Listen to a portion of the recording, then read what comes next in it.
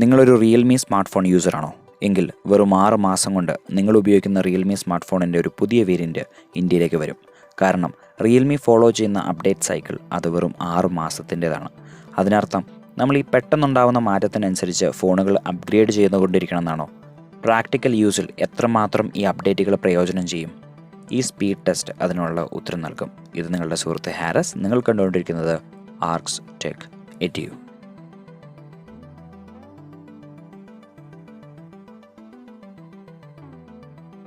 ഈ speed test ചെയ്യാനായിട്ട് Realme 5ൻ്റെയും Realme 3യുടെയും fresh ആയിട്ടുള്ള കംപ്ലീറ്റ് ആയിട്ട് റീസ്റ്റോർ ചെയ്തിട്ടുള്ള 2 സ്മാർട്ട് ഫോണുകളാണ് എടുത്തിട്ടുള്ളത്. വേറെ കൂടുതലായിട്ടുള്ള ഫയൽസ് ഒന്നും ഇതിനകത്തില്ല, ആപ്സും കാര്യമായിട്ടില്ല. നമുക്ക് രണ്ടിൻ്റെയും സ്പെസിഫിക്കേഷൻ ഒന്ന് കാണാം. 3GB വേരിയൻ്റ് റിയൽമി ഫോണുകളാണ്. ഇടതുവശത്തുള്ളത് റിയൽമി 5ഉം വലതുവശത്തുള്ളത് റിയൽമി 3യുമാണ്. രണ്ടും ആൻഡ്രോയിഡ് 9 Pieൽ വർക്ക് ചെയ്യുന്നു. 3GB റാമും 32GB ഇൻറ്റേർണൽ സ്റ്റോറേജുമാണുള്ളത്. ഇനി 2 സ്മാർട്ട് ഫോണുകളുടെയും ടെക്നിക്കൽ സ്പെസിഫിക്കേഷൻ, അതായത് അവയുടെ ചിപ്പുകളെക്കുറിച്ച് പറയാം. റിയൽമി 3യിൽ ഹീലിയോ P70 എന്ന മീഡിയ ടെക്കിൻ്റെ 2.1 GHz പ്രവർത്തിക്കുന്ന ഒരു ചിപ്പാണ് ഉപയോഗിച്ചിരിക്കുന്നത്.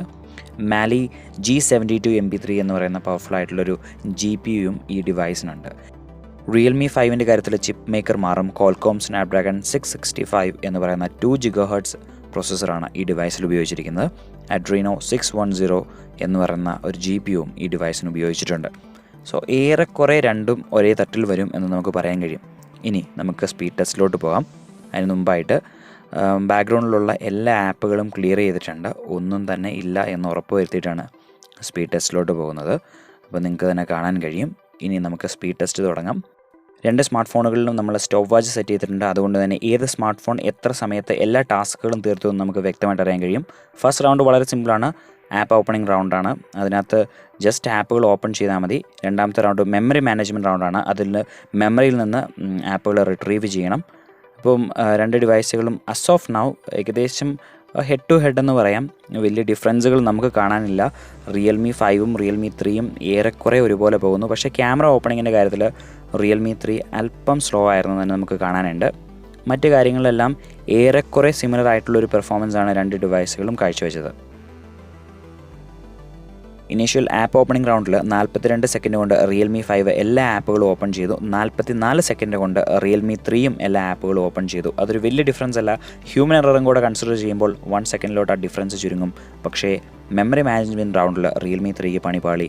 മാപ്സ് റിയൽമി 3 റീഓപ്പൺ ചെയ്യുകയും ഏരിയ ലൊക്കേറ്റ് ചെയ്യാൻ ബുദ്ധിമുട്ട് നേരിടുകയും ചെയ്തു.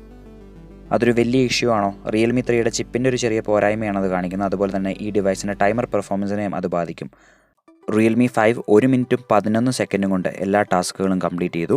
റിയൽമി 5 ബാക്കി എല്ലാ ആപ്പുകളും മെമ്മറിയിൽ നിന്ന് ലോഡ് ചെയ്തെങ്കിലും ആ ഡിലേ ടൈമറിൽ വ്യക്തമായിരുന്നു. 1 മിനിറ്റും 17 സെക്കൻഡും കൊണ്ടാണ് എല്ലാ ടാസ്കുകളും കംപ്ലീറ്റ് ആയത്. ഇനി നമ്മുടെ ഡിസ്കഷനിലോട്ട് വരാം. ഇതൊരു വലിയ ഇഷ്യൂ ആണോ? എൻ്റെ അഭിപ്രായത്തിലല്ല. പ്രാക്ടിക്കൽ യൂസിൽ നിങ്ങൾക്കിത് ഒത്തിരി കാണാനുണ്ടാവില്ല. അതിന് കാരണം നമ്മൾ ആദ്യത്തെ ആപ്പ് ഓപ്പണിംഗ് സെഷനിൽ കണ്ട പോലെ തന്നെ 1 സെക്കൻഡ് വ്യത്യാസത്തിൽ മാത്രമാണ് റിയൽമി 5 വിജയിച്ചത്. അതുകൊണ്ട് നിങ്ങളുടെ കയ്യിലൊരു റിയൽമി 3 സ്മാർട്ട് ഫോൺ ഉണ്ടെങ്കിൽ അത് അല്പം കൂടെ കാലം മെയിൻറ്റെയിൻ ചെയ്യാവുന്നതാണ്. നിങ്ങൾക്ക് ഈ വീഡിയോ ഇഷ്ടമായെങ്കിൽ ദയവ് ചെയ്ത് ആ സബ്സ്ക്രൈബ് ബട്ടൺ ക്ലിക്ക് ചെയ്യുക. ഇതുപോലുള്ള ധാരാളം വീഡിയോകളും നിങ്ങൾക്ക് ഈ ചാനലിൽ കാണാൻ കഴിയും. ഈ വീഡിയോ ലൈക്ക് ചെയ്യുക, ഷെയർ ചെയ്യുക. എന്തെങ്കിലും അഭിപ്രായമോ ചോദ്യങ്ങളോ ഉണ്ടോ ദയവ് ചെയ്ത് അത് കമൻ്റായിട്ട് മെൻഷൻ ചെയ്യാൻ കഴിയും. ഇത് നിങ്ങളുടെ സ്വന്തം ചങ്ങായി ഹാരിസ് സൈനിങ് ഓഫ്.